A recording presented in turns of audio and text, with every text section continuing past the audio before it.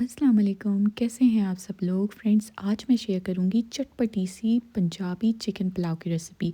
ये वो पुलाव की रेसिपी है जो आपने एक बार ट्राई कर ली ना तो फिर आपने इसी मेथड से इस पुलाव को बनाना है। ये इतनी मज़े की, इतनी जूसी और ज़बरदस्त बन के तैयार होती है कि बंदा खाए तो खाता ही रह जाए। तो चलें इस डिफरेंट तरीके से चिकन पुलाव को बनाना स्टार्ट करते हैं। बिस्मिल्लाह पढ़ते हैं। इस रेसिपी में मैंने लिया है हाफ़ के जी चिकन। चिकन को मैंने एक पॉट में डाला है। इसमें मैं ऐड करूँगी 1 अनियन स्लाइस रफली कटी हुई है, 6 से 7 अदद लहसुन की जवे, 1.5 से 2 इंच का अदरक का टुकड़ा। ये ऐड करने के साथ ही इसमें कुछ साबुत गरम मसाले जाएंगे, जिसमें 2 तेज़ पत्ता है, 2 दालचीनी के टुकड़े हैं, 2 छोटी वाली हरी इलायची है, 1 बड़ी इलायची है, बादियान के फूल हैं 2 अदद, 1 टेबल स्पून सौंफ है, 1 टेबल स्पून धनिया, 1 टेबल स्पून जीरा।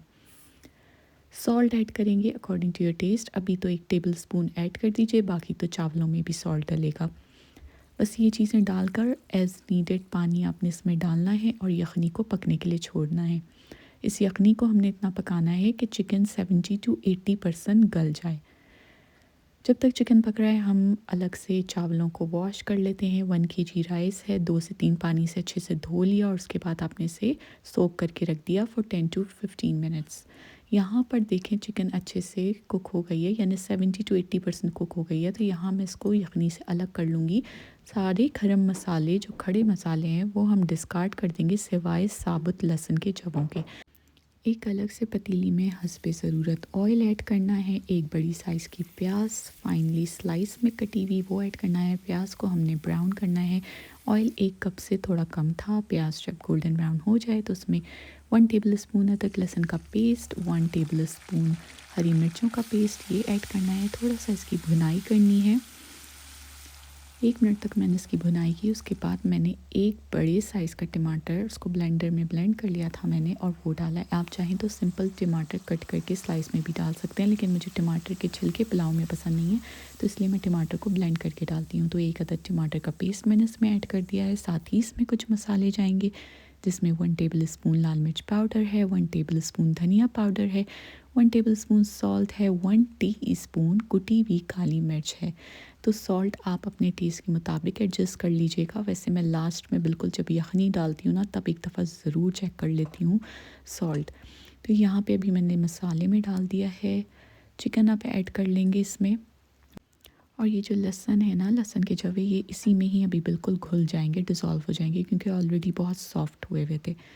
अब यहाँ पे एक बहुत ही इंपॉर्टेंट स्टेप है। यहाँ पे मैं ऐड करूँगी इसमें 3 से 4 टेबल स्पून इमली का पल्प। तो ये आपने बिल्कुल स्किप नहीं करना।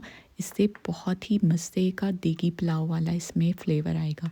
तो ये आप ज़रूर ऐड कीजिएगा। साथ ही थोड़ी सी हरी मिर्चें ऐड कर दीजिएगा। अब जो हमने चावल भिगो कर रखे हुए थे वो ऐड कर दीजिए इसमें। चावल ऐड करने के बाद यखनी ऐड कर दीजिए। यखनी हमें इतनी ऐड करनी है कि बस चावलों से 1 इंच ऊपर तक का इसमें यखनी हो।